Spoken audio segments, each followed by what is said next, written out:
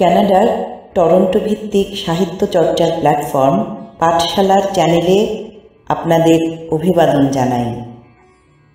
আজ এই চ্যানেল থেকে আপনারা শুনবেন বঙ্গবন্ধু শেখ মুজিবুর রহমানের লেখা আমার দেখা নয়া চীন বইটির দ্বিতীয় পর্ব।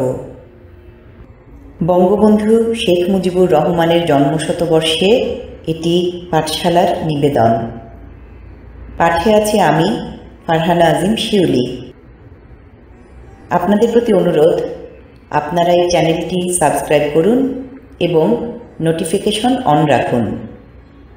তাহলে এই বইয়ের পরবর্তী পর্ব কিংবা নতুন অন্য কোনো বইয়ের পাঠ এলে আপনারা সময় মতো জানতে পারবেন এবং অডিও বুক করার অত্যন্ত সময় ও পরিশ্রম সাধ্য কাজটিও এতে উৎসাহিত হবে। পড়ছি আমার দেখা নয়া চীন।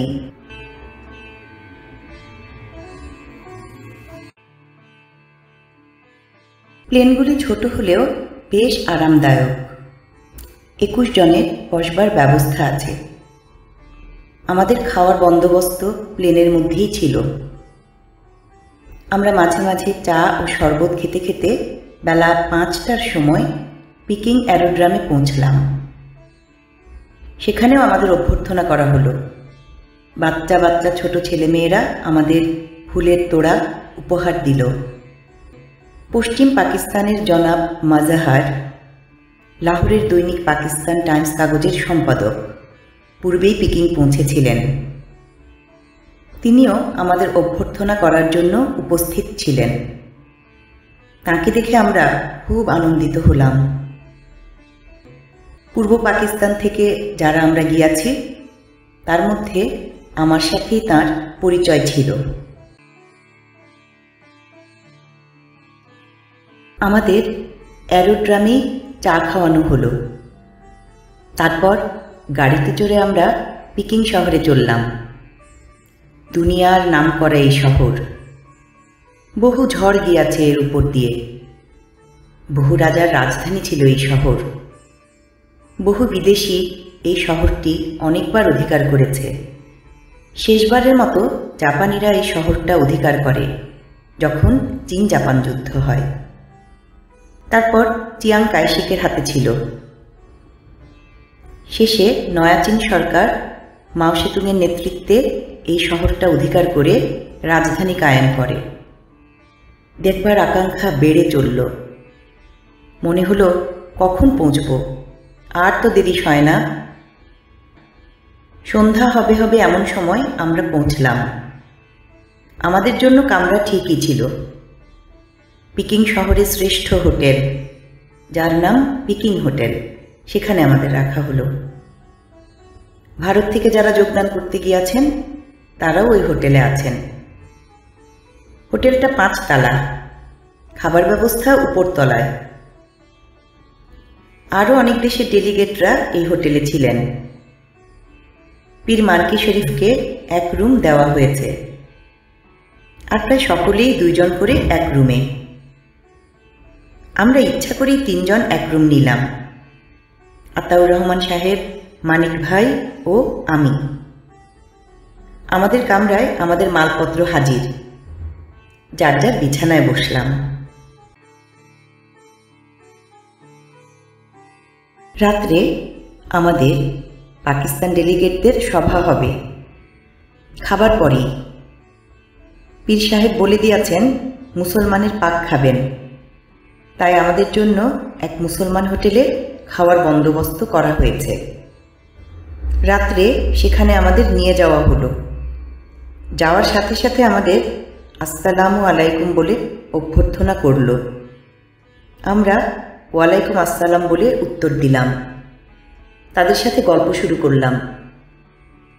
মনে রাখবেন, দোভাষী আমাদের সাথে আছে, না থাকলে আমরা বোবা। আমাদের টেবিলে সাংহাইয়ের দৈনিক ইংরেজি খবরের কাগজের সম্পাদক বসলেন।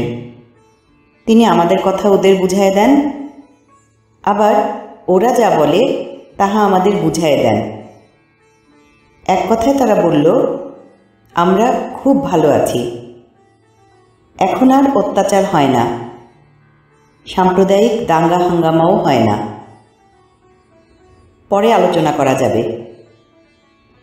খাবার যখন আমাদের সামনে হাজির করা হলো, তখন আমাদের অবস্থা কাহিল। কি করে এগুলি খাবো? পাক প্রায় সকল সম্প্রদায়ই নিজেদের মতো করে। কেহ গরু খায় আর কেহ শুয়োর খায়। আমাদের জন্য গরুর গোশতের বন্দোবস্ত করা হয়েছে, কিন্তু খেতে পারলাম না। যা খেলাম তার জন্য সারা রাত পেটে তেল লাগাতে হলো। মাঝে মাঝে পেটের ভিতর গুড়ুম গুড়ুম শব্দ শুরু করতে আরম্ভ করলো, আর চাপা চাপা বেদনা শুরু হলো। যা হোক, ফিরে এসে টেবিলের উপর দেখি কিছু ফল আর সিগারেট। ফল ও সিগারেট খেয়ে শুয়ে পড়লাম। অনেক কষ্টে রাত কাটল। আমাদের কনফারেন্স পরের দিন থেকে শুরু হবে। সকালে রুমেই নাস্তা করলাম। ডিম, মাখন, রুটি, চা, ফল ফলাদি। দুপুরে আবার সেই হোটেলে নিয়ে যাওয়া হলো। আবার সেই দশা। খোঁজ নিয়ে জানলাম, আমরা যে হোটেলে থাকি তার উপরেই ভারতীয়দের জন্য খাবার বন্দোবস্ত করা হয়েছে। অন্যান্য দেশের লোকও সেখানে খায়। উপরে ইউরোপিয়ান খাবার দেওয়া হয়। যার জন্য যা বলা হয় তাই পাক করে দেয়। এর মধ্যে ভারতীয় প্রতিনিধিদের অনেকের সাথে আমাদের আলাপ হলো, বিশেষ করে বিশিষ্ট লেখক মনোজ বসুর সাথে। লেখক মানুষ, ব্যবহার অতি চমৎকার। কথায় কথায় ভাই দাদা বলে সম্বোধন করে। পরে আমার সাথে খুব ভালোবাসা হয়ে গেল। দূর দেশে বাঙালি, আবার লেখক, গুণী মানুষ। তার কাছে বাংলা ভাষার মতো ভাষা দুনিয়ায় আর নাই। তার কাছে জিজ্ঞাসা করলাম, দাদা আপনারা কোথায় ভাত খান? তিনি বললেন, কেন? উপরে চিংড়ি মাছ পাকাইয়া দেয়, ডিম, মুরগির মাংস, সমুদ্রের মাছ, ডাল, যা বলবেন সব দেয়। মানিক ভাই পূর্বেই বলে দিয়েছেন, আমি আর ও হোটেলে খেতে যাব না, উপরে খাবো। আস্তে আস্তে আমরা সকলেই পীর সাহেবের কাছ থেকে কেটে পড়লাম। পরে দেখা গেল পীর সাহেব ছাড়া আমরা সকলেই উপরে খাওয়া আরম্ভ করলাম। উপরে ভারতীয় ও পাকিস্তানি পাক শুরু হয়ে গেল। ফলের অভাব নাই, যথেষ্ট জোগাড় আমাদের জন্য চীন শান্তি কমিটি করেছে। মানিক ভাইয়ের কথা কিছু না বললে অন্যায় হবে। মানিক ভাই যে এত খেতে পারেন সে ধারণা আগে আমার কোনোদিন ছিল না। হয়তো কোনোদিন একটা মুরগি খেয়ে ফেলে, সাথে সাথে ডিম, মাছ, ফল ফলারি, বসে বসে শুধু খায় আর খায়। মানিক ভাই বলেন, বেশি কথার কাম নাই, খাবার সময় গোলমাল করো না, চুপচাপ খাও, সময় পাওয়া গেছে। দেশে লীগ আমলে কী খেতে পাই মনে নাই। রুমে ফিরে এসে আমি, আতাউর রহমান সাহেব ও মানিক ভাই খুব হাসাহাসি করতাম মানিক ভাইয়ের খাওয়া নিয়ে। আমি আর আতাউর রহমান সাহেব মানিক ভাইয়ের পিছনে লেগেই থাকতাম। শান্তি সম্মেলন শুরু হলো। প্রথমেই অভ্যর্থনা কমিটির সভাপতি ম্যাডাম সেন তাঁর বক্তৃতা পড়ে শোনালেন। নয়াচীনের পিতা সানিয়াত সেনের নাম আপনারা জানেন, যিনি দেশকে পরাধীনতার হাত থেকে রক্ষা করার জন্য সারা জীবন সংগ্রাম করেন। বিদেশিদের দেশ থেকে তাড়াইয়া দিতে সক্ষম হয়েছিলেন, কিন্তু গড়ে যেতে পারেন নাই। তার পূর্বে তাঁর মৃত্যু হয়েছিল। ম্যাডাম সানিয়াত সেন তাঁরই স্ত্রী। চিয়াং কাইশেকের নাম আপনারা সকলে জানেন, যিনি সানিয়াত সেনের প্রধান সেনাপতি ছিলেন এবং দুই নেতা দুই বোনকে বিয়ে করেছিলেন। ম্যাডাম সানিয়াত সেন চিয়াং কাইশেকের স্ত্রীর বড় বোন। দুঃখের বিষয়, দেশের সাথে স্বামী স্ত্রী বেইমানি করেছিল বলে আর দেশে যেতে পারে না, জনগণ তাড়িয়ে দিয়েছে। তাই ফরমোজা দ্বীপে আমেরিকান সাহায্য নিয়ে কোনো মতে বেঁচে আছে। মাঝে মাঝে হুঙ্কার ছাড়ে, কিন্তু কেউ গ্রাহ্য করে না, কারণ সকলেই জানে দেশের থেকে বিতাড়িত আমেরিকার দালাল। ম্যাডাম আমাদের অভ্যর্থনা জানালেন। তিনি জানালেন, আমরা শান্তি চাই। বহু ঝড়ঝাপটা আমাদের দেশের ওপর দিয়ে গেছে, লক্ষ লক্ষ লোক যুদ্ধে মারা গেছে, সোনার দেশ ধ্বংসস্তূপে পরিণত হয়েছে। আরও বললেন যে আপনাদের জন্য বিশেষ কিছু করতে পারি নাই, সেজন্য ক্ষমা করবেন। আরও অনেক কিছু বললেন। আমি ভাবলাম, এত যত্ন, তবু যদি কিছু না হয় তবে আবার কি। একটা কথা আপনাদের বলতে ভুলে গেছি, আমরা 367 জন ডেলিগেট, 37 জন পর্যবেক্ষক, 25 জন আন্তর্জাতিক সংগঠনের প্রতিনিধি 37টা দেশের থেকে সেখানে যাই। কিন্তু এত লোকের থাকার জায়গা হঠাৎ দেওয়া কষ্টকর মনে করে চীন সরকার জনসাধারণকে অনুরোধ করল যে বিদেশ থেকে তোমাদের অতিথি আসবে, তাদের জন্য একটা 4 তলা দালান করতে হবে। সমস্ত লোক ঝাঁপাইয়া পড়ল। 70 দিনে বিরাট 4 তলা এক দালান করে ফেলল। তা দেখে তো আমাদের চক্ষু চড়ক গাছ। আমরা দেখি সরকারি কাজ কন্ট্রাক্টর সাহেবরা আস্তে আস্তে করেন, অনেক কিছু কারুকার্য হয়। যত অল্প পয়সায় কাজ হবে ততই তাদের লাভ হবে, ইত্যাদি। আমরা জিজ্ঞাসা করলাম, জনসাধারণ ঝাঁপাইয়া পড়ল কেন? জানলাম, জনগণ ভাবে এটা তাদের কাজ, তাই তারা যে যতদিন পারে খেটে দেয়, কারো ওপর জোর নাই। আমাদের রাষ্ট্রদূত বললেন যে 7 দিন তার কোনো চাকর ছিল না, কারণ জাতীয় সরকার ডাক দিয়েছে, দেশের কাজে তাদের সাহায্য করা কর্তব্য। তাই তারা রাষ্ট্রদূতকে বলে চলে গেল। রাষ্ট্রদূতের বেগম সাহেবার নিজেরই পাক করে খেতে হয়েছে। কনফারেন্সে ম্যাডাম সান ইয়াতসেনের বক্তৃতার পরে চীন শান্তি কমিটির সভাপতি কমরেড কো মো-জো লেখা বক্তৃতা পড়লেন। আমাদের কানফোন ছিল। তিনি যদিও চীনা ভাষায় বক্তৃতা করছেন, আমরা কিন্তু ইংরেজিতে শুনছি। তাহার বক্তৃতার সারাংশ হল, যুদ্ধ চাই না, শান্তি চাই। সাম্রাজ্যবাদীরা যুদ্ধ করবার জন্য ব্যস্ত হয়ে পড়েছে।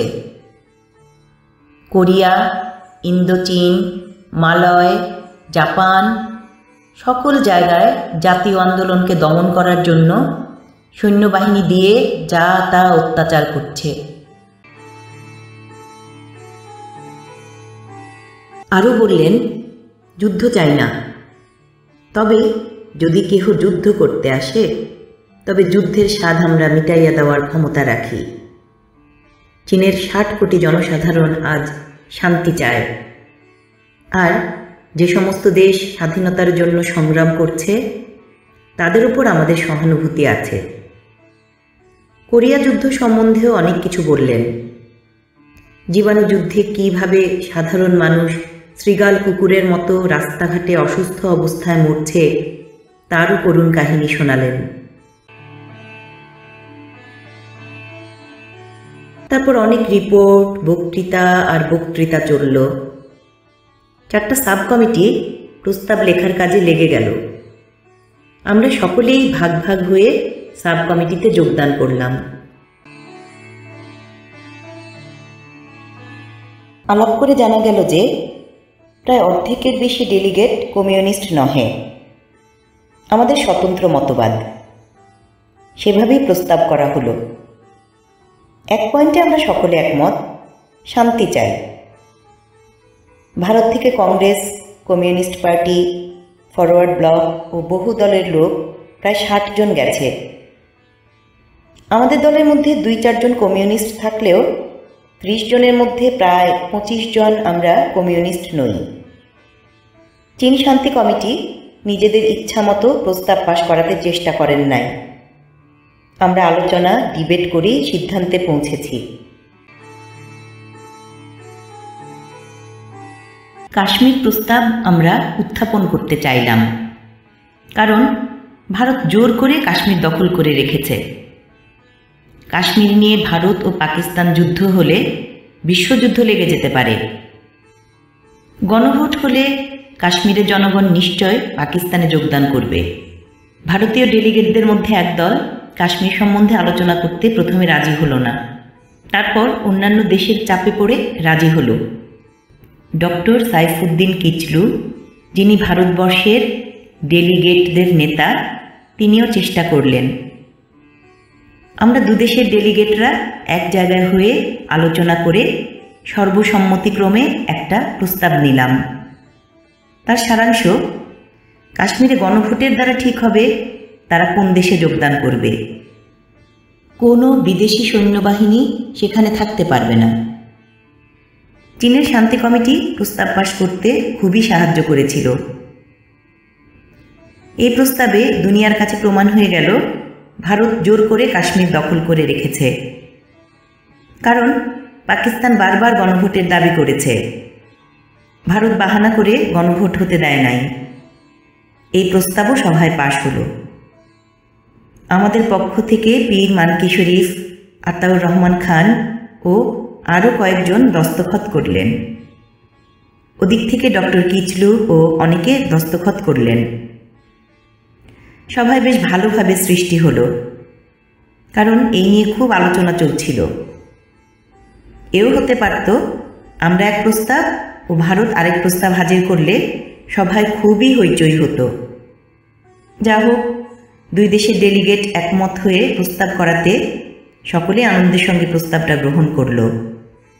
এইভাবে প্রস্তাবগুলি এক এক করে পাশ হয়ে গেল, যদিও প্রত্যেক প্রস্তাব নিয়ে যথেষ্ট আলোচনা হয়েছে, কারণ নানা মতের লোক সেখানে গিয়েছে। কেউ কমিউনিস্ট, কেউ কংগ্রেস, কেউ মুসলিম লীগ, কেউ আওয়ামী লীগ, কেউ সোশ্যালিস্ট, কেউ আবার ডেমোক্রেট, কেউ বা ইম্পেরিয়ালিস্ট। আমাদের দেশ থেকে অনেকেই বক্তৃতা করল। অনেক দেশের লোক তাদের দেশের অবস্থা সম্বন্ধে জানালো, অনেক করুণ কাহিনীও বলল, কী করে সাম্রাজ্যবাদীরা তাদের দেশকে শোষণ করছে। তুরস্ক থেকে দুনিয়ার অন্যতম শ্রেষ্ঠ কবি নাজিম হিকমতও সভায় উপস্থিত হয়েছেন। তিনি প্রথমেই একটা কবিতা শোনালেন, তারপর বক্তৃতা শুরু করলেন। তুরস্কের অবস্থা আমরা যা জানতে পারি তার চেয়ে অনেক খারাপ। শতকরা 25 জন লোক যক্ষ্মা রোগে ভোগে। আরও নানা বিষয়ে জানালেন। ইরানের থেকে 3-4 জন যোগদান করেছিলেন। একজন বক্তৃতায় বললেন যে সমস্ত ইরানের সম্পত্তির মালিক 1000 ফ্যামিলি, আর সকলে দিনমজুর। দেশের অবস্থা ভয়াবহ। সাম্রাজ্যবাদীরা তাদের দেশকে শোষণ করে শেষ করে দিয়েছে।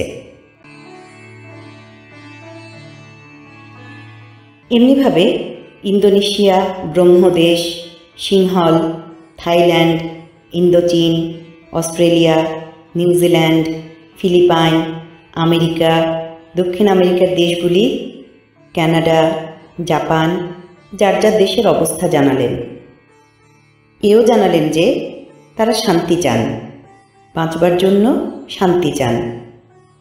নর্থ কোরিয়ার ডেলিগেটরা জানালো কিভাবে তাদের ওপর জীবাণু বোমা ছেড়েছে আমেরিকানরা। জাপান বলল লক্ষ লক্ষ জারজ সন্তান পয়দা করেছে আমেরিকানরা। তাদের হাতে আমাদের মা বোনদের ইজ্জত পর্যন্ত নষ্ট হয়ে গিয়েছে। আজ পর্যন্ত আমেরিকান সৈন্য আমাদের দেশে পড়ে আছে। আমাদের দেশকে রক্ষা করার নামে আমেরিকানদের যাবতীয় খরচ জাপানি জনসাধারণকে বহন করতে হয়। ঘরে বাইরে যাবতীয় কাজে আমেরিকানরা হস্তক্ষেপ করবে। যত সৈন্য জাপানে আছে তাদের প্রত্যেকের জন্য গড়ে 500 টাকা মাসে আমাদের খরচ করতে হয়। আমরা সাম্রাজ্যবাদীদের হাত থেকে বাঁচতে চাই, তাই শান্তি চাই। জাপানিদের পাসপোর্ট দেওয়া হয় নাই। তারা নৌকায় সমুদ্র পার হয়ে পালিয়ে এসেছে, তাও আবার 50 জনের মতো। আর ফিরে যাওয়ার উপায় নাই, গেলেই জেলে পচতে হবে। তবুও তারা বলল, আমরা যাব, দেশেই মরব। বীরের জাত আজ বিপদে পড়েছে, দুঃখ হয়। ভিয়েতনাম থেকে যারা এসেছিল তার মধ্যে একটা মেয়েও ছিল। তার পরিচয় করিয়ে দেওয়া হলো। এই মেয়েটি মেয়ে গেরিলা বাহিনীর একজন ক্যাপ্টেন। একাই 80 জন ফ্রান্সের সৈন্যকে গুলি করে হত্যা করেছিল। দেখতে মনে হলো কত নিরীহ বেচারি। মেয়েটা যখন বক্তৃতা করল তখন বলল, দেশের স্বাধীনতার জন্য ইন্দোচীনের প্রত্যেকটা নরনারী আজ ক্ষেপে উঠেছে। যে পর্যন্ত ফ্রান্স আমাদের দেশ ছেড়ে না যাবে সে পর্যন্ত আমাদের বিশ্রাম নাই। আমেরিকা থেকে প্রায় 30 জন এসেছিলেন। তাদের নেতা ছিলেন একজন নিগ্রো। কেমন করে সাদা চামড়াওয়ালারা নিগ্রোদের অত্যাচার করে তার কাহিনী প্রকাশ করলেন। তবে একজন সাদা চামড়া আমেরিকান এও বললেন, দেশের লোক আস্তে আস্তে বুঝতে পারছে যে এটা কত বড় অন্যায়। নিগ্রো ছেলেমেয়েরা সাদা চামড়ার ছেলেমেয়েদের সাথে মিশতে পারে না, এক স্কুলে পড়তে পারে না, বিবাহ তো দূরের কথা। চিন্তা করুন, স্বাধীন দুনিয়ার নেতার দেশের এই অবস্থা। তিনি দুনিয়ায় গণতন্ত্র কায়েম রাখার জন্য ব্যস্ত হয়ে কোরিয়ায় সৈন্য পাঠান, চিয়াং কাইশেককে সাহায্য দেন, ইরানে ইংরেজকে সাহায্য করেন। নিগ্রো নেতা বললেন যে আমেরিকার জনসাধারণ আজ আর যুদ্ধ চায় না, তবে শাসক গোষ্ঠী নিজেদের স্বার্থের জন্য যুদ্ধ বাঁধাতে ব্যস্ত। কিন্তু আমরা দেশের মধ্যে শান্তির পক্ষে এমন আন্দোলন করব যাতে সরকার বাধ্য হয় শান্তি চাইতে। একথাও বললেন, যদি সরকার জানতে পায় যে আমরা শান্তি চাই, তবে ছলে বলে কৌশলে খতম করে দেবে, বিচারের নামে প্রহসন করে। ভারতীয় দল থেকে ডক্টর কিচলু, কমিউনিস্ট নেতা মিস্টার গোপালন বক্তৃতা করলেন। প্রত্যেকেই তাঁদের নেতা মিস্টার জওহরলাল নেহরুর প্রশংসা করলেন এবং বললেন, ভারতের জনসাধারণ শান্তি চায়। বর্তমান কংগ্রেস সরকারও শান্তি চায়। পণ্ডিত নেহরু দুনিয়ার শান্তির জন্য সংগ্রাম করবেন। কোনো ব্লকেই তিনি তার দেশকে যোগদান করতে দেবেন না। কমিউনিস্ট নেতা মিস্টার গোপালন বললেন, আমেরিকা বা কোনো সাম্রাজ্যবাদী সরকার যদি চীন দেশের ওপর আক্রমণ করে, তবে 30 কোটি ভারতবাসী চীনকে সাহায্যের জন্য এগিয়ে আসবে। আরও অনেক কিছু বললেন যা এখন আমার মনে নাই। কংগ্রেসীদের মধ্যে থেকেও অনেকেই বক্তৃতা করলেন। মনে হলো একই সুরে গাঁথা। অনেকে আবার মহাত্মা গান্ধীরও প্রশংসা করলেন। মহাত্মা গান্ধীর এক শিষ্য গিয়েছিল ওই নেংটি পড়ে, তিনিও বক্তৃতা করলেন। খবর নিয়ে জানলাম তিনি দাক্ষিণাত্যের এক বিখ্যাত নেতা। সকল দেশের নেতারা বক্তৃতা করলেন। কয়েকদিন শুধু বক্তৃতাই হলো। মাঝে মাঝে রাতে থিয়েটার, নাচ হতো, আমরা দেখতে যেতাম। ভারতীয়রা প্রস্তুত হয়ে গিয়েছিল। তারা গায়ক, নৃত্যশিল্পী নিয়ে গিয়েছিল। মানিক ভাইয়ের এক বন্ধু, পিরোজপুর বাড়ি, তখন কলকাতায় থাকেন। তিনি খুব ভালো গায়ক, মাঝে মাঝে গান গেয়ে মুগ্ধ করে দিতেন। একজন মহিলা গিয়েছিলেন, তিনি নেচে নাম করেন। সত্যই তিনি খুব ভালো নাচতে পারেন। ভারতীয়রা অনেক জিনিসপত্র উপহার দেবার জন্য নিয়ে গিয়েছিলেন। তার মধ্যে আমাদের আব্বাসউদ্দিন সাহেবের কয়েকখানা রেকর্ডও ছিল। সেসব চীন শান্তি কমিটিকে উপহার দিয়েছিলেন। আমরা পাকিস্তানিরা কিছুই নেই নাই, কি করব? পীর সাহেবকে বললাম। তার সাথে পরামর্শ করে কয়েকখানা পাকিস্তানের পতাকা বানিয়ে তাই উপহার দিলাম। পাকিস্তান থেকে পীর মানকি শরীফ, আতাউর রহমান সাহেব, সর্দার শওকত হায়াত, খান গোলাম মোহাম্মদ খান লুণ্ঠখোর ও আমি বক্তৃতা করলাম। মহিলাদের পক্ষ থেকে বেগম মাজহার এবং শওকত হায়াত খানের বোনও বক্তৃতা করলেন। চমৎকার বক্তৃতা করেন ভদ্রমহিলা। সকলেই মুগ্ধ হয়ে তাঁর বক্তৃতা শুনলেন। আমি বক্তৃতা করলাম বাংলা ভাষায়, আর ভারত থেকে বক্তৃতা করলেন মনোজ বসু বাংলা ভাষায়। বাংলা আমার মাতৃভাষা, মাতৃভাষায় বক্তৃতা করাই উচিত। কারণ পূর্ব বাংলার ভাষা আন্দোলনের কথা দুনিয়ার সকল দেশের লোকই কিছু কিছু জানে। মানিক ভাই, আতাউর রহমান খান ও ইলিয়াস বক্তৃতাটা ঠিক করে দিয়েছিল। দুনিয়ার সকল দেশের লোকই যার যার মাতৃভাষায় বক্তৃতা করে, শুধু আমরাই ইংরেজি ভাষায় বক্তৃতা করে নিজেদের গর্বিত মনে করি।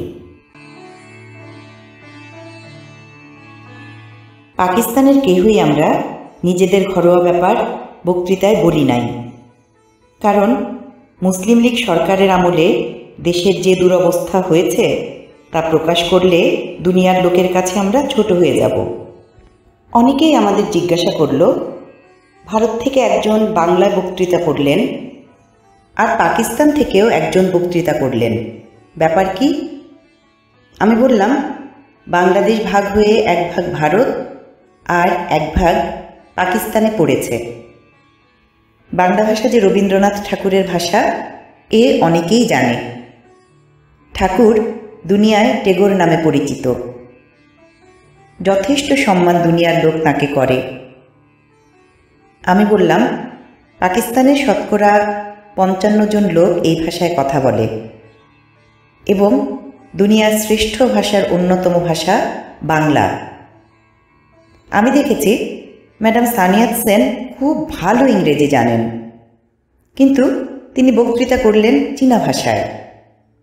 একটা ইংরেজি অক্ষরও তিনি ব্যবহার করেন নাই। চীনে অনেক লোকের সাথে আমার আলাপ হয়েছে। অনেকেই ইংরেজি জানেন, কিন্তু ইংরেজিতে কথা বলবেন না, দোভাষীর মাধ্যমে কথা বলবেন। আমরা নানকিং বিশ্ববিদ্যালয় দেখতে যাই। সেই বিশ্ববিদ্যালয়ের ভাইস চ্যান্সেলর ইংরেজি জানেন, কিন্তু আমাদের অভ্যর্থনা করলেন চীনা ভাষায়। দোভাষী আমাদের বুঝাইয়া দিল। দেখলাম তিনি মাঝে মাঝে এবং আস্তে আস্তে তাকে ঠিক করে দিচ্ছেন যেখানে ইংরেজি ভুল হচ্ছে। একেই বলে জাতীয়তাবোধ, একেই বলে দেশের ও মাতৃভাষার উপরে দরদ। আমাদের সভা চলল, বক্তৃতা আর শেষ হয় না।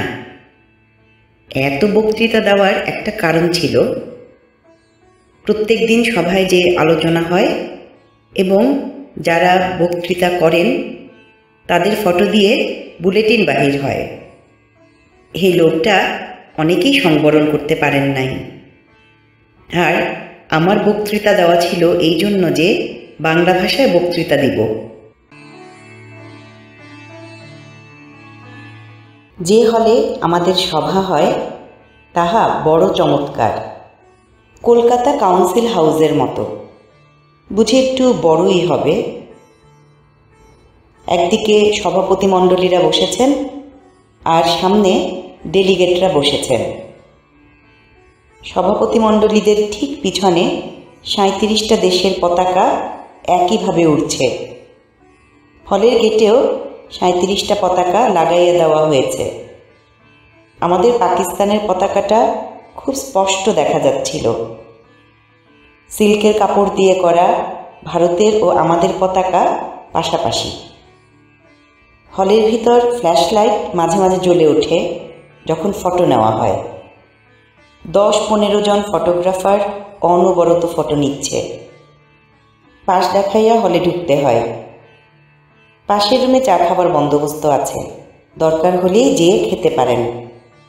পিছনে ফুলের বাগান ও মাঠ রয়েছে, রয়েছে বসার জায়গা।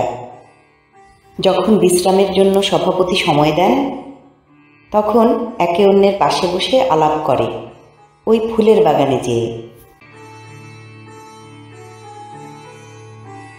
সম্মেলন 11 দিন চলে, সকাল বিকাল এইভাবে চলতে থাকে। অনেক দেশের প্রতিনিধির সাথে আলাপ হয়। অস্ট্রেলিয়ার এক প্রতিনিধি আমার সাথে আলাপ করতে করতে বললেন, তোমার দেশের রাষ্ট্রদূতরা মনে করে দুনিয়ার মানুষ আহাম্য।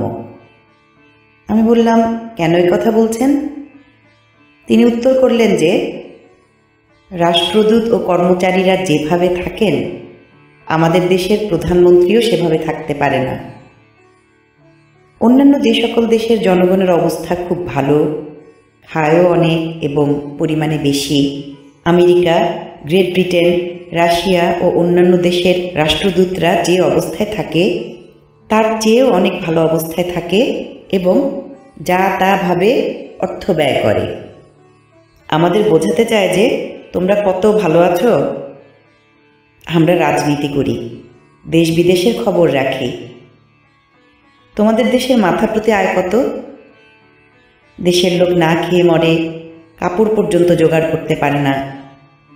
এসব খবর আজ দুনিয়ার শিক্ষিত সমাজ ভালো করেই জানে। দেশের মানুষ না খেয়ে মরে, আর সেই দেশের কর্মচারী অথবা রাষ্ট্রনায়করা যেভাবে বাজে খরচ করে তা ভাবলে আমাদেরও লজ্জা করে।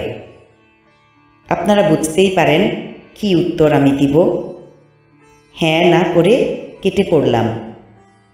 লজ্জা হয়।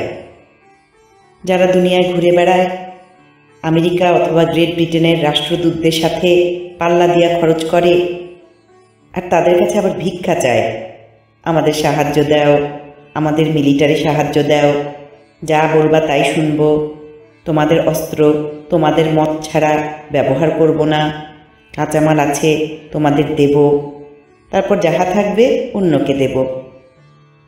সেসব দেশের মানুষ আমাদের নেতাদের বাহাদুরি দেখলে হাসবে না কেন?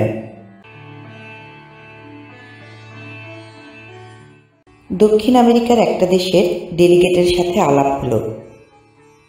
তিনি বললেন, পাকিস্তান কি একটা স্বাধীন দেশ, না ভারতের একটা প্রদেশ? আমি আশ্চর্য হয়ে চেয়ে রইলাম। ভাবলাম বোধহয় লোকটা দলে পড়ে এসেছে, রাজনীতি বা দুনিয়ার খবর খুব রাখে না। তবে একথাও মনে হলো, পাকিস্তান সম্বন্ধে দুনিয়ায় কোনো বিশেষ প্রোপাগান্ডা হয় নাই। এটার প্রমাণ আমি ঢাকায় পেয়েছি। এক বন্ধুর বাড়িতে যাই, তার শালা আমাকে একটা চিঠি দেখালো। আমেরিকার একজন স্কুল মাস্টার লিখেছেন, উপরে ঠিকানা লেখা পাকিস্তান, ইন্ডিয়া। এতেই বোঝা যায় আমাদের দূতেরা কি প্রোপাগান্ডাই না করেছে বিদেশে পাকিস্তান সম্বন্ধে। দুনিয়ার মানুষ জানে আমাদের লোক সংখ্যা কত, আর বাজেট কত, মাথাপিছু গড় আয় কত। আমাদের দেশের গ্রামে একটা কথা আছে, মিয়ার বাড়ি খাবার নাই, বাহির বাড়ি বড় কাচারি। দশা হয়েছে তাই। তবে এই কনফারেন্সে যোগদান করে 37টা দেশের প্রতিনিধিরা পাকিস্তান সম্বন্ধে অনেক কিছু জেনে গিয়েছে। কাশ্মীর যে ভারতবর্ষ জোর করে দখল করে রেখেছে, এ খবরটাও ভালোভাবে জানতে পেরেছে। কারণ আমাদের দেশের প্রতিনিধিরা কোনো দেশের প্রতিনিধিদের চেয়ে বুদ্ধি, কথা ও বক্তৃতায় কম ছিল না। আনন্দের ভিতরেই আমাদের কনফারেন্স শেষ হয়ে গেল। কনফারেন্স যখন চলছিল, মাঝে মাঝে আমরা বিখ্যাত জায়গা, বিশ্ববিদ্যালয়, কৃষি স্কুল, মসজিদ, শ্রমিকদের অবস্থা, কৃষি ব্যবস্থা দেখতে যেতাম। আমি তো প্রায় রিক্সা একখানা নিয়ে বেরিয়ে পড়তাম। পিকিং শহরে আমার এক বন্ধুর সাথে দেখা হলো। আমরা এক ক্লাসে ল পড়তাম। আমার সাথে পড়ার সময়ই খুব খাতির ছিল। বেচারি কাগজে আমার নাম দেখে আমাকে খুঁজতে এলো, কিন্তু আমাদের পায় নাই। সে যখন আসতো আমি তখন বাহিরে থাকতাম। লিবারেশন ডে, নয়া চীনের স্বাধীনতা দিবসে আমরা জনগণের মিছিল এবং সামরিক কুচকাওয়াজ দেখতে গিয়েছি। উপরে দাঁড়িয়ে আছি। হঠাৎ দেখি আমার মতো কালো আচকান সাদা পায়জামা পরে সাথে একজন শাড়ি পরা মহিলা সহ এক ভদ্রলোক যাচ্ছেন। চেয়ে রইলাম, কে যায়? হঠাৎ দেখি মাহবুব ও তার স্ত্রী। মাহবুব পাকিস্তান দূতাবাসের 3rd সেক্রেটারি। ও যে এ চাকরি কবে পেয়েছে এ খবর আমার জানা ছিল না। আমি নিজেকে সামলাতে না পেরে নাম ধরে ডাকতে শুরু করলাম।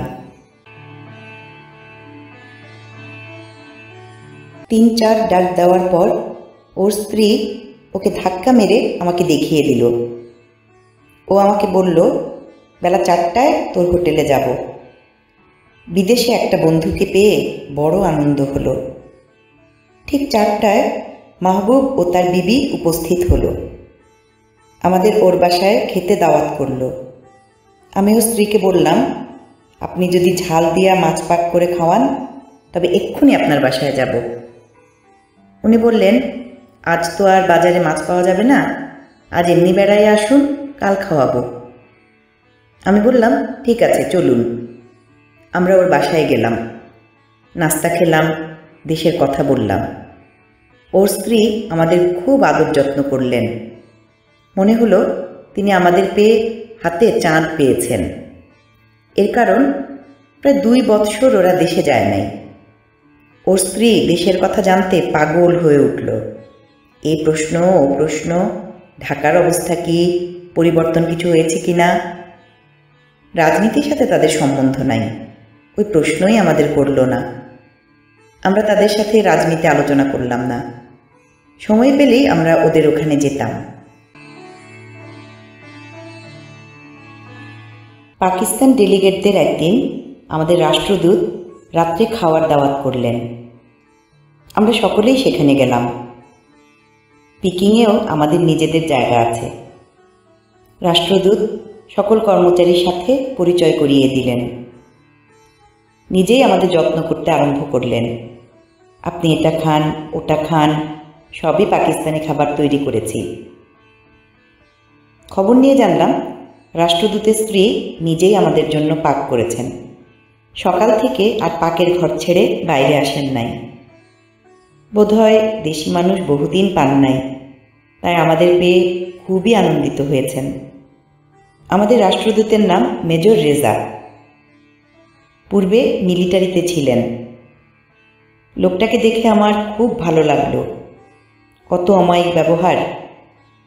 বেশি আড়ম্বরের সাথে থাকে না, আর টাকাও বেশি খরচ করেন না বলে মনে হলো। লোকটার দেশের জন্য অত্যধিক দরদ, কথায় বুঝলাম। রাষ্ট্রদূত এই রকম লোক হলেই দেশের ইজ্জত বিদেশে বাড়ে।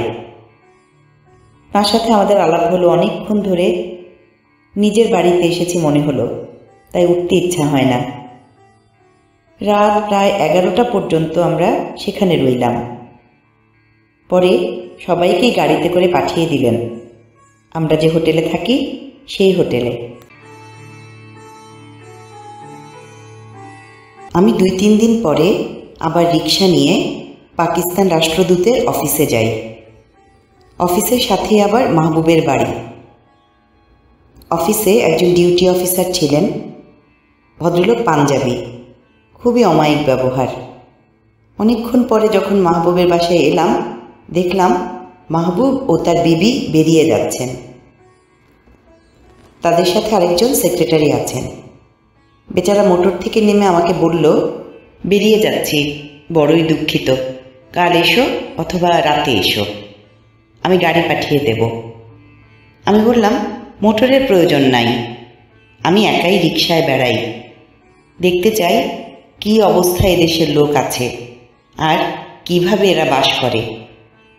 কাল যদি সময় পাই তবে নিশ্চয়ই আসব। এই বলে আমি বিদায় নিলাম।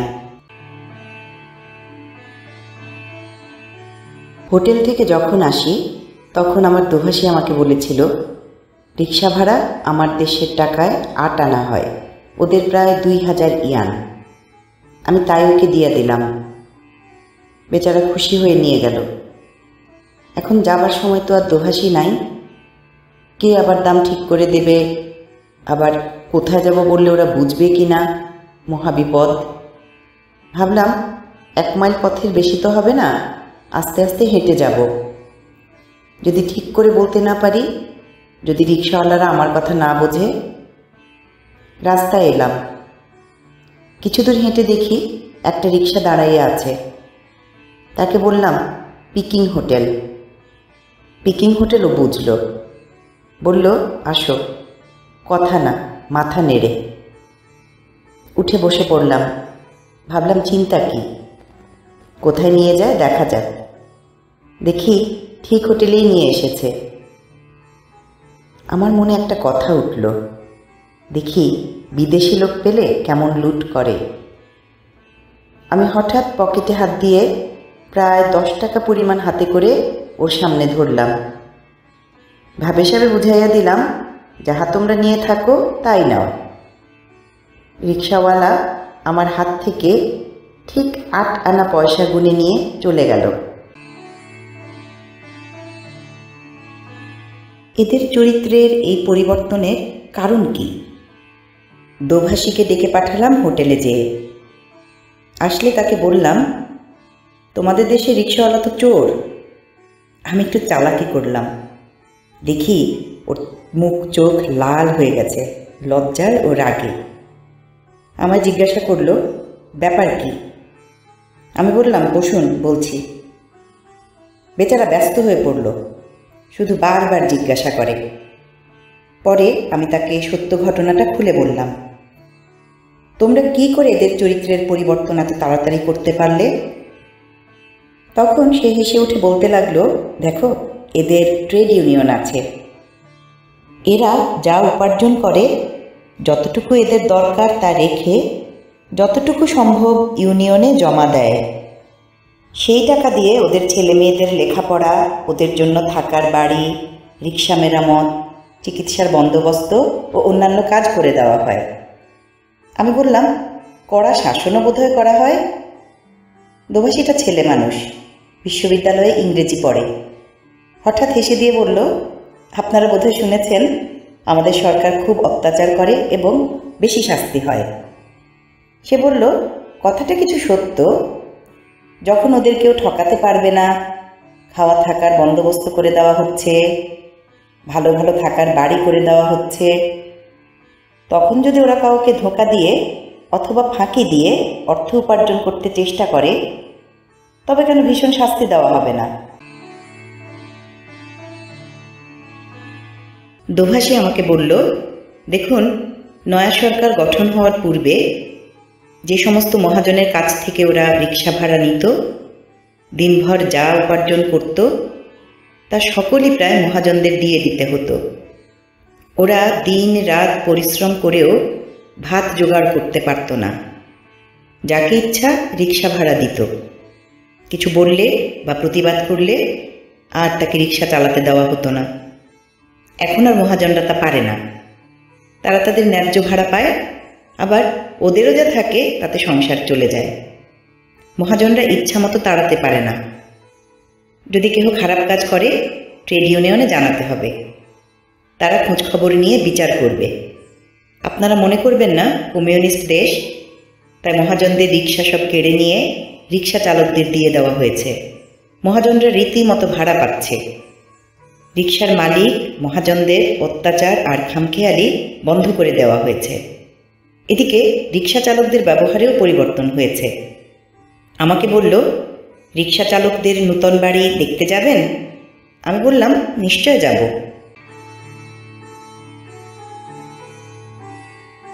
একদিন বিকালে আমাকে নিয়ে গেল দেখাবার জন্য। দেখলাম ছোট 2 কামরা করে ঘর করে দেওয়া হয়েছে, স্কুল করে দেওয়া হয়েছে, বেশ ভালোই আছে। আমাকে বলল, দেখুন, আমাদের নূতন স্বাধীনতা, আমরা আস্তে আস্তে সকলই করব। দেখলাম সরকারকে কত ভালোবাসে এই লোকটা। মাঝে মাঝে আমি ও ইলিয়াস বেরিয়ে পড়তাম, স্কুল দেখতে যেতাম, মসজিদ দেখতে যেতাম। এক মুসলমান পাড়ায় যাই। তখন নামাজের সময় একটা মসজিদে কয়েকজন মুসলমান নামাজ পড়ছে। নামাজ শেষ হওয়ার পরে আমার দোভাষী ওদের কাছে যেয়ে বলল, দেখো ইনি মুসলমান, শান্তি সম্মেলনে এসেছেন পাকিস্তান থেকে।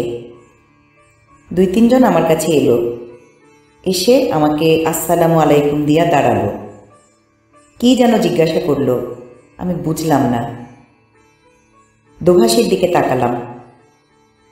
দোভাষী আমাকে বলল, কেমন আছেন, আপনাদের দেশ কেমন? আমি বললাম, খুব ভালো।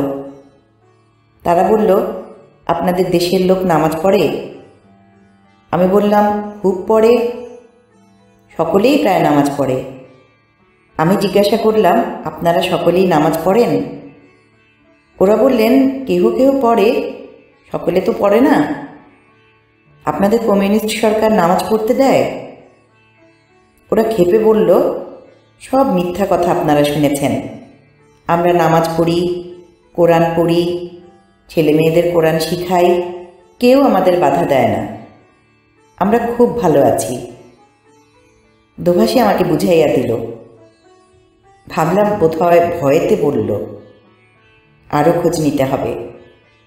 তারপর প্রায় একা বেরুতাম। কি করব, কথা বোঝে না, ভাবে সাবে যতদূর বোঝা যায় ও জানা যায়। আমরা প্রায়ই বাজারে মালপত্র কিনতে যাইতাম। জিনিসপত্রের দাম স্বাভাবিক, খুব বেশিও না, খুব কমও না, মানুষের ক্রয় ক্ষমতার মধ্যেই জিনিসের দাম। একজোড়া জুতা কিনলাম। আমাদের দেশের দামের চেয়ে কিছু কম হবে, কিন্তু খুব টেকসই। কোনো দোকানেই আপনার দাম করতে হবে না, যাবেন, দাম লেখা রয়েছে, যেটা পছন্দ হবে দামটা দিয়ে নিয়ে আসবেন। সকলের চেয়ে চমৎকার জিনিস হলো সরকারি স্টোর নামের দোকানগুলি। প্রত্যেক বড় বড় শহরে 4টা-5টা এবং বেশি ছোট শহরে 1টা অথবা 2টা, প্রত্যেক মহকুমায় একটা, এমনি করে সরকারের দোকান আছে। যাবতীয় মালপত্র সেখানে পাওয়া যায়। এমন কোনো জিনিস নাই যা পাওয়া যায় না। যদি হঠাৎ ফুরাইয়া যায় বলে দিবে, 4-5 দিন পরে আসবেন, পাবেন। এবং সমস্ত জিনিসের দাম লেখা রয়েছে। আমি কিছু কিছু জিনিস কিনে এনেছিলাম। একটা সুতার কাজ করা চাদর কিনেছিলাম 15 টাকায়। অন্তত পক্ষে আমার দেশে তার দাম হবে 25 টাকা। 2-1টা জিনিসের দাম সস্তা, আর সকল কিছুর দামই স্বাভাবিক। চীনের থেকে হংকংয়ে মালপত্র অনেক সস্তা। একটা আশ্চর্য জিনিস আপনাদের বলতে চেষ্টা করব। যতগুলি শহরে আমি গিয়েছি তার সকল জায়গায় বাজারে ঘুরেছি জিনিসপত্রের দাম দেখবার জন্য, আর পছন্দ হলে 2-1টা মাল কিনতাম। পিকিং, তিয়ানজিং, নানকিং, ক্যান্টন, হ্যাংচো শহরে ঘুরেছি, কিন্তু কোথাও একটা বিদেশি জিনিস দেখি নাই। কাপড়, জুতা, সাইকেল, ঘড়ি, কলম, স্নো, পাউডার, পুতুল, যাহা কিছু মানুষের প্রয়োজন কিছুই বিদেশ থেকে আনা হয় না, এবং দেখলামও না। সিগারেটও নিজেরা করে, ফ্যাক্টরি আছে। আমার একটা অভ্যাস আছে, নিজের দাড়ি নিজেই শেভ করি, কোনোদিন সেলুন বা কোথাও শেভ করি না। আমার যে ব্লেড ছিল তাহা হঠাৎ ফুরিয়ে গেল। আমি বাজারে গেলাম ব্লেড কিনতে। সমস্ত দোকান খুঁজলাম, ব্লেড পেলাম না। এক দোকানে 3-4 বৎসরের একটা পুরানো ব্লেড বের করলো, তার উপরে জং পড়ে গেছে। দাড়ি তো দূরের কথা, চারিও কাটবে না। আমি জিজ্ঞাসা করলাম, ভাই, সমস্ত পিকিং শহরে একটা ব্লেড পেলাম না, কারণ কি? দোকানদার ভাঙা ভাঙা ইংরেজি জানে। আমাকে বলল, বিদেশ থেকে এই সমস্ত জিনিস আমরা আনি না। আমাদের নিজেদের ঘরে যে খুদ তৈরি হয় তা দিয়েই শেভ করি। যে পর্যন্ত আমরা ব্লেড ফ্যাক্টরি করে নিজেরা তৈরি করতে না পারবো সে পর্যন্ত ব্লেড কেউই ব্যবহার করবে না। আমরা বিদেশকে কেন টাকা দিব? দেশে বসে শুনতাম চীন দেশ রাশিয়ার হুকুমে চলে। তবে রাশিয়ার কোনো ব্যবহারী দ্রব্য, ইংরেজিতে কনজিউমার গুডস, এদেশে পাওয়া যায় না। কোনো জাপানি পুতুল নাই, আমেরিকার স্নো, পাউডার, ব্লেড, দাঁতের মাজন কিছু নাই। ভারতের কাপড়, ইংরেজের ব্লেড, কলম, সুইজারল্যান্ডের ঘড়ি কিছুই এদেশে নাই। ভাবলাম বেরসিক দেশ, আমার দেশে সব পাওয়া যায়। আমেরিকা, ইংরেজ, জাপানি সব পাওয়া যায়। আমি জিজ্ঞাসা করলাম, রাশিয়া এ সমস্ত জিনিস আপনাদের দেয় না? দোকানদার পিকিং শহরের লোক, বহু ঘাত প্রতিঘাত ওর উপর দিয়ে গেছে বলে মনে হলো। বলল, দেখুন, চিয়াং কাইশেকের আমলে আমেরিকানরা এসব বহু দিত, সেগুলি কেবল শেষ হয়ে গেছে। রাশিয়ায় শুনেছি এগুলি বেশি হয় না, তাই আমরা শিল্প গড়তে যে কলকবজা দরকার তাই আনি। রাশিয়া কাউকে এই সমস্ত জিনিস দেয় না, আর দিলেও আমরা আনি না। আমাদের দেশ আমরা গড়ব, যারা শিল্প গড়তে সাহায্য করবে তারাই আমাদের বন্ধু। মনে মনে বললাম, বাবা, সবাই রাজনীতিবিদ, দরকার নাই বেশি কথা বলে। আবার কমিউনিস্ট দেশ, কি বলতে কি বলি, জান নিয়ে টানাটানি। হেঁটে হেঁটে হোটেলে এলাম, কারণ বাজার খুব দূরে না, কাছেই হবে। আবার রিক্সা নেব, কিন্তু কথা বোঝে না, কি মুশকিল। একদিন রাতে আমাদের চীন সরকারের পক্ষ থেকে দাওয়াত দিল, যেতে হবে। স্বয়ং মাও সেতুং উপস্থিত থাকবেন, সাথে নিশ্চয়ই চৌ এনলাই, চিউতে, জিং এবং অন্যান্য বড় নেতা থাকবেন, যাঁদের জীবনী এক একটা ইতিহাস। এরা দীর্ঘ 30 বৎসর সংগ্রাম করেছেন। কেউ বা ফাঁসির হুকুমে পালাইয়া আত্মরক্ষা করেছেন। কারো মাথার মূল্য কোটি কোটি টাকা ঘোষণা করেছে চিয়াং কাইশেক। সত্যই তাদের দেখার জন্য মনটা ব্যস্ত হয়ে পড়ল। আজ রাত্রে ওদের একবার চোখের দেখা দেখব, বিশেষ করে মাও সেতুংকে, যার নেতৃত্বে 50 কোটি লোক স্বাধীন হয়েছে, যার নেতৃত্বে চীনের জনগণের সম্পূর্ণ আস্থা রয়েছে, যাকে দেখার জন্য লক্ষ লক্ষ লোক জমা হয়, যার কথা শোনার জন্য দুনিয়া চেয়ে থাকে, তাকে দেখব। কি আনন্দ! ঠিক 8টার সময় আমাদের নিয়ে যাওয়া হলো। আমাদের নেতা পীর সাহেবও আমাদের সাথে আছেন। 37 দেশের প্রতিনিধি দলের নেতারা সামনের দিকে থাকলেন, আর আমরা লাইন ধরে টেবিলের দুই পাশে দাঁড়িয়ে গেলাম।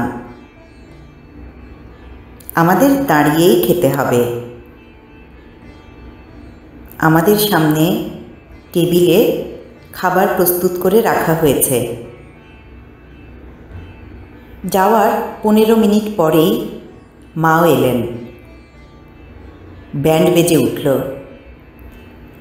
চারদিক থেকে মাও জিন্দাবাদ ধ্বনি উঠল।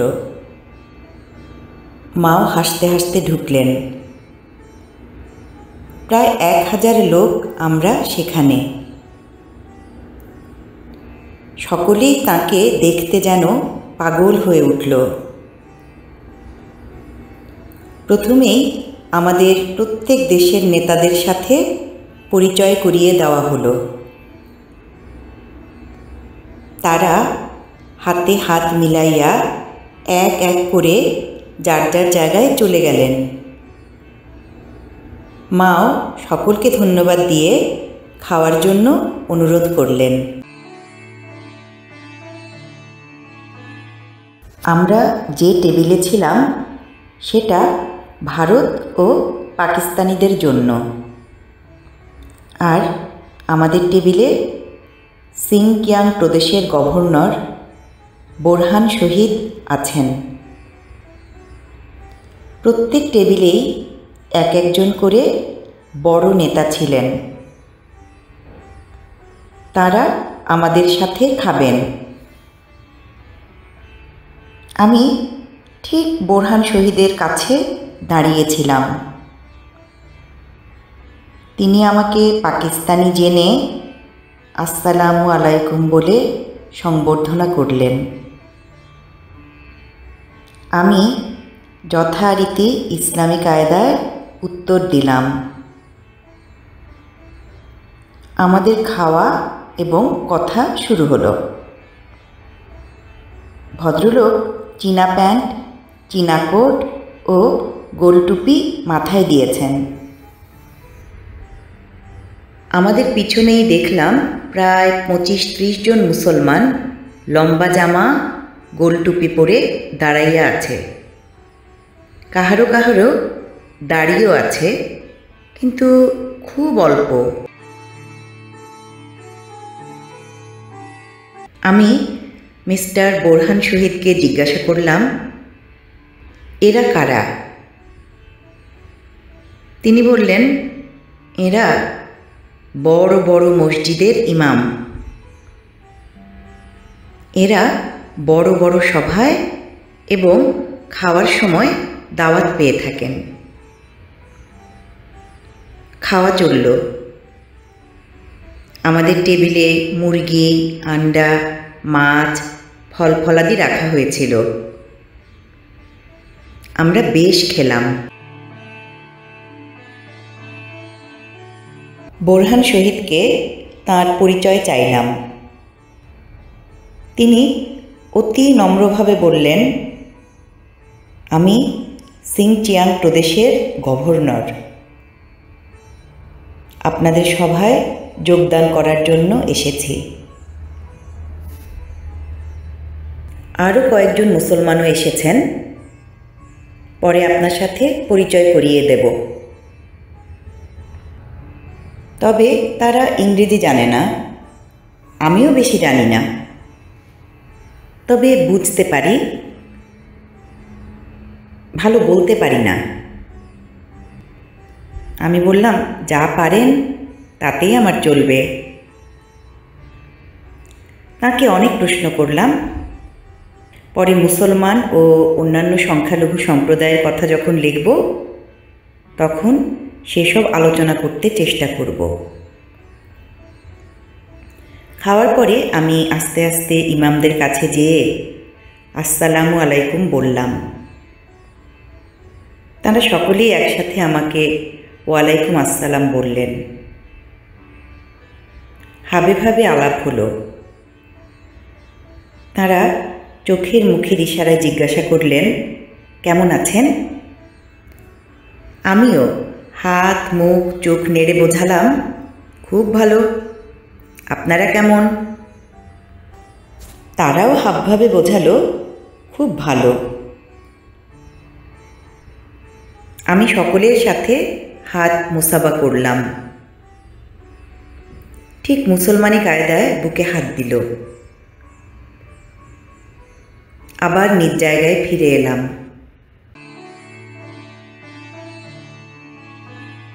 এর মধ্যে দেখি হইচই পড়ে গেছে।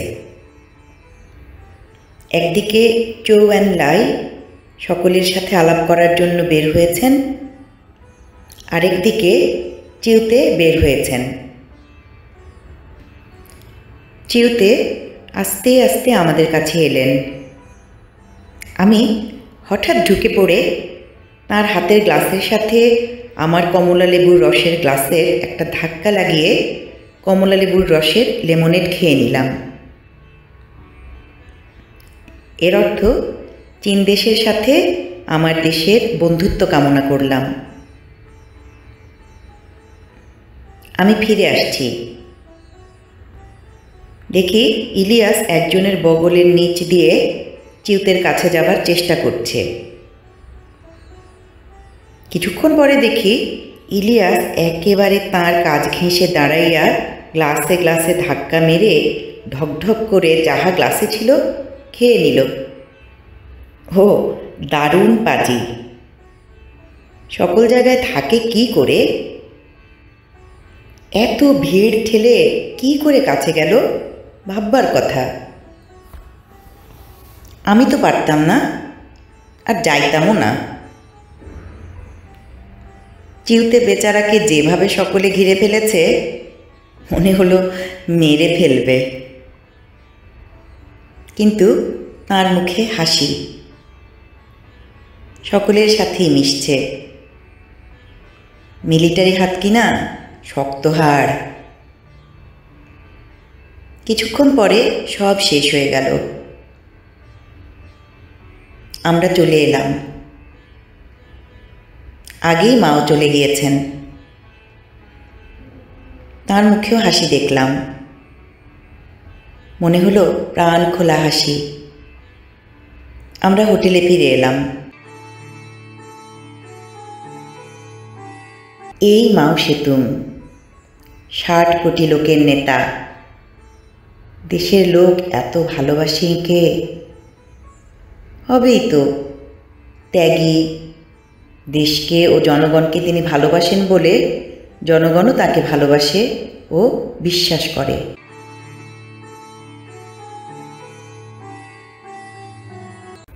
আজ এ পর্যন্তই। আমার দেখা নয়া চীন বইটির 3য় পর্বের জন্য আপনারা পাঠশালার ইউটিউব চ্যানেলে চোখ রাখুন। সবাই ভালো থাকুন, পাঠশালার সাথে থাকুন। ধন্যবাদ।